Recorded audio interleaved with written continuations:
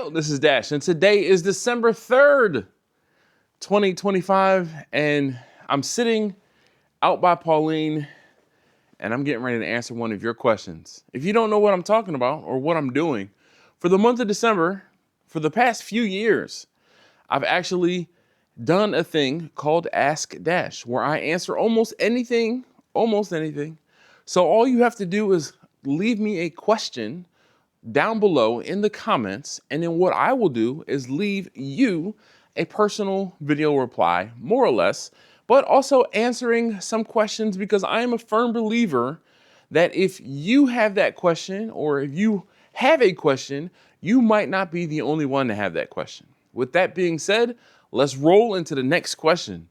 So today's question comes from the Smoking Rat. This is Brian out in California. It's California B.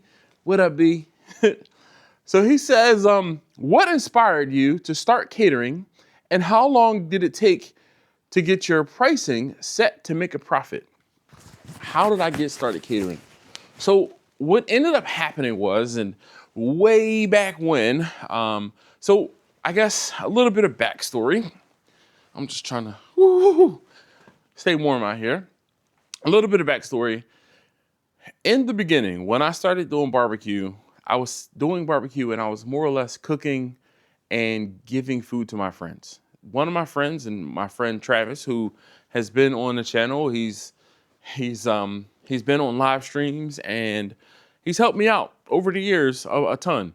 He was the first person to commission me to cook for him. And what he ended up doing was he said, hey, my aunt and uncle, he says aunt, he doesn't say aunt. He says, my aunt and uncle have 3 racks of ribs. They want to give you 2 of them to smoke. Can you do it for them? And I'm like, yeah, sure. I'm like any way I want. They're like, yeah, they're like, you figure it out. You smoke them however you want to smoke them, and they'll pay you for it. I'm like, all right. So I said, well, I didn't know at the time how much I should get paid. I said, well, look, I said, just buy me charcoal, buy me a bag of charcoal, and I'll cook it. No problem. So he's like, well, how much is charcoal? I'm like, a 40-pound bag of charcoal from Sam's is $20.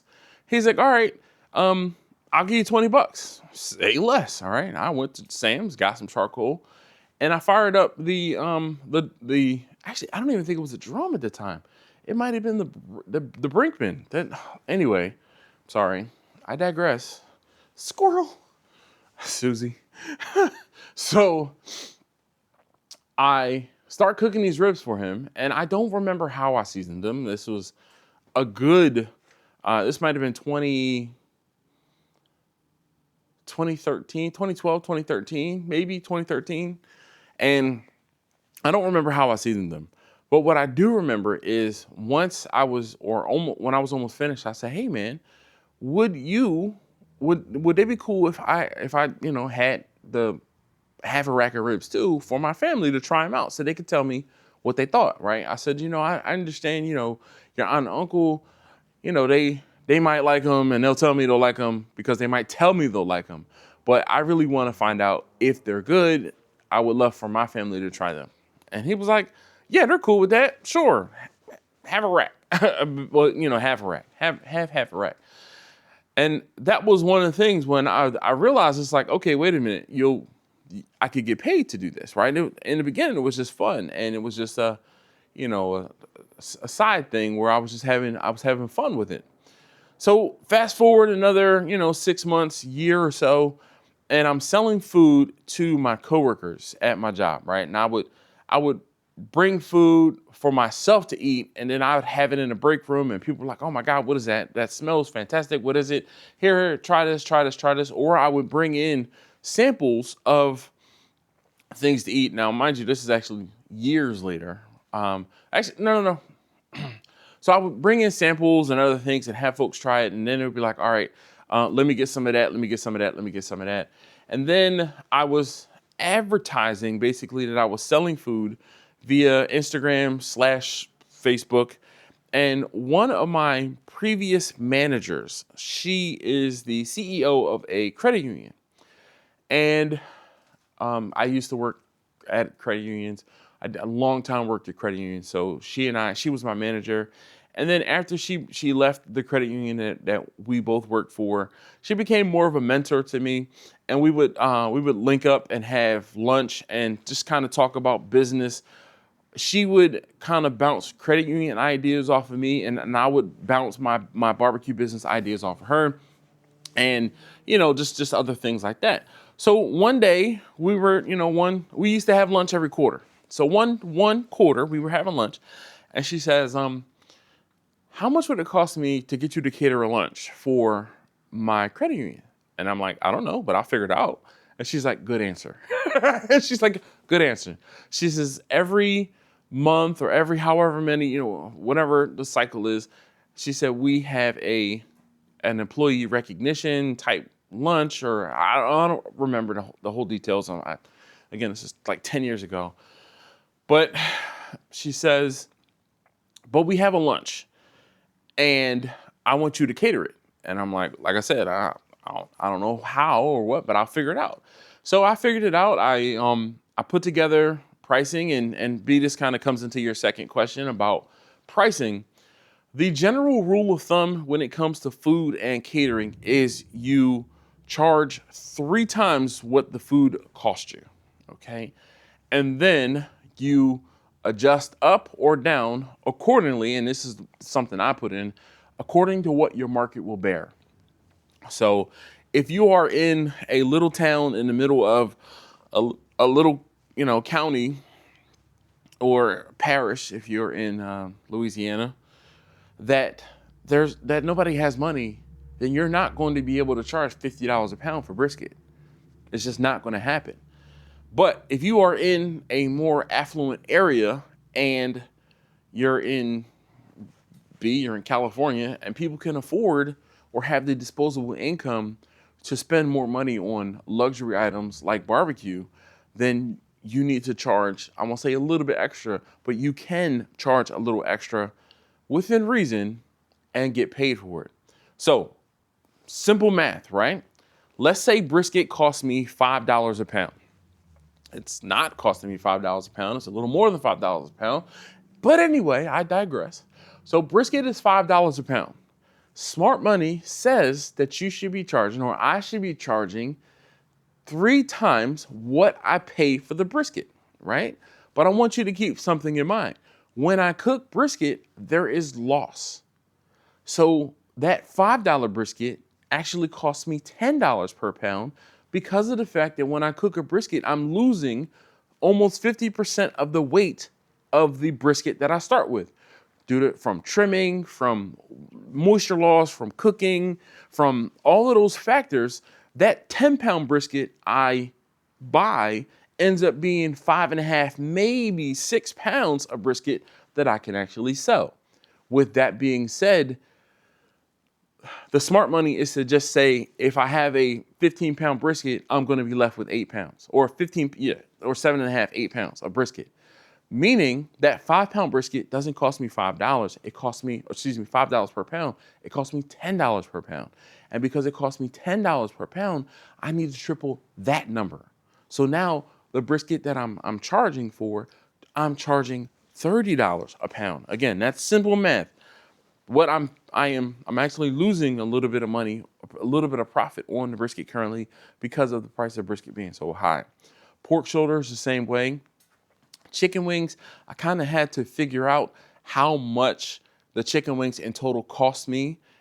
And so let's say chicken wings. So right now I can get a pack of chicken wings, and I don't remember how much chicken wings were when I got them last week. But the pack of chicken wings, there's 20 wings in there. Take that whatever the cost was and multiply it by 3, divide it by 20, and you'll get a number. That number is probably between $2.10 and $2.50, basically almost per wing. I'm currently charging $2.75 per wing, $2.75 per wing, because the tripling doesn't quite cover it because of the fact that the other things, I won't say running the smoker because that's lumped in with my home energy bill, luckily for me, but The pellets have gone up. The aluminum foil has gone up. The seasonings have gone up. The foil pans that I put things have gone up. If I'm catering and I need to set up like a buffet station, and I'm using the warmers, the pans, or the racks at the pan stand, all of those things have gone up. So that's why I'm charging like 3.5 or 3.25, well, 3.25 or almost 4%, not 4%, 4 times what the food is costing me to cover those ancillary costs that have gone up and through the roof as well. So hopefully, Brian, that answers your question as to how I got into catering. Really, my friend took a chance and she ordered for me. And after it was all said and done, we had our next lunch. And she's like, so when are we doing this again? She said, everyone thoroughly enjoyed what you did. And she said, afterward, I'm like, well, what made you ask me to do that? I'd never done that before. She said, because you're my friend. She said, and that's what friends do. I'm going to support you. She said, but the food spoke for itself. The food was good enough that my folks, the people at my credit union, they want it again. And they're like, when are we going to have it again? So that I give a lot of credit to just sometimes having the right friends around me. And my friend Travis, like I said, he was the first person to ask me to cook something for him. My friend Andrew, I've said this before, he's the person that he asked me to help him with some barbecue advice. And I said, well, hell, as opposed to me trying to send you a text message or whatever, I said, you know what? I'll just film it, put it on YouTube, and you can watch it whenever you want. And he wasn't the only one that watched. You found my channel basically in legacy of me trying to put videos out to help my friend. And then, of course, my friend who runs the credit union, same thing. She said, I was trying to support you, and the food spoke for itself. The food did everything I needed it to do, and that was it. So then when people would ask me, hey, can I get a pan of brisket for a party? Can I get a pan of pulled pork for, a pan of pulled pork for this thing? Or can you come and cater my wedding reception? Sure. I had the confidence because I did it, and I won't say I failed through, but I figured it out. There was I just had to figure it out. That was basically it. And there is no way around it but to just figure it out. I mean, if you've come this far and you're on the fence about trying to figure out if you need to get in and start doing catering, just do it. Just volunteer your time, your energy to cook for someone, and just tell them, like, listen, I'm trying to get into doing this, and if I could cook for this particular event, you do it don't do it for free now, because you got to make something. But in the beginning, you're going to reduce your rate dramatically so that you can get your foot in the door and you can get people to have your food. Once people have your food, let's say there's 25, 30 people, maybe one person will be there and say, oh man, that was so good. I'm going to make sure I order that for the next thing that I do. And then the next thing that they do, you have another 25, 30, 40, 50, 100 people that will try your food, and you might get 1 or 2 people that want your food from then. I have people today that I have, over the summer, the videos of me cooking on site for folks, 1 or 2 of those videos stemmed from, I don't even know how they originally found me.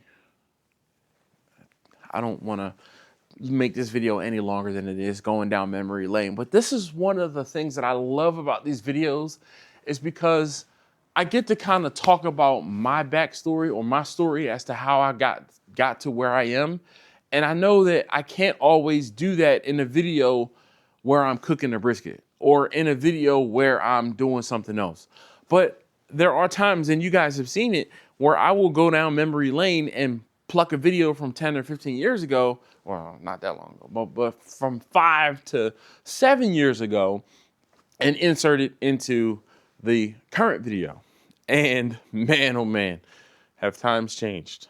But I really do appreciate you guys who take the time to ask me questions. I do appreciate you guys that take the time to comment on the videos. I do appreciate that you guys who definitely hang out on the live streams, and B is a product of that.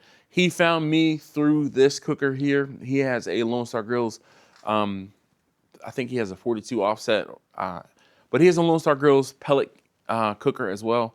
And he found my videos through the Lone Star Grills Facebook page.